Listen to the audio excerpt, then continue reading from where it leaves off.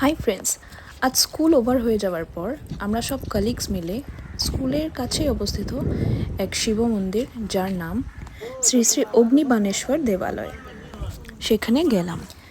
মন্দিরটি গুয়াহাটি আমিনগাঁওয়ের কাছে আজ্ঞাথুরি নামক এক জায়গায় অবস্থিত। মন্দিরটির বিশেষ আকর্ষণ হলো এই প্রাকৃতিক সৌন্দর্য। চারিদিকটায় গাছ, পাখির কিচিরমিচির পরিবেশটাকে আরও পবিত্র করে তোলে। মন্দিরটির এরিয়া অনেকটাই বড় আর আশেপাশে ঘরও রয়েছে।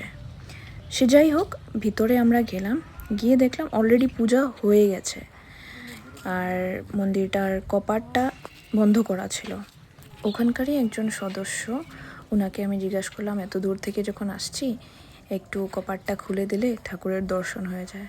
তো উনি বললেন, ঠিক আছে, আপনি নিজেই খুলে নিন, নিয়ে দর্শন করে নমস্কার করে নিন, কিন্তু ফটোগ্রাফি ভিতরে অ্যালাউড না।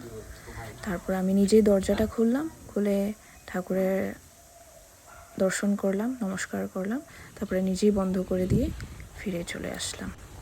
ভিডিওটা আপনাদের কেমন লাগলো নিশ্চয়ই জানাবেন। ওম নমঃ শিবায়।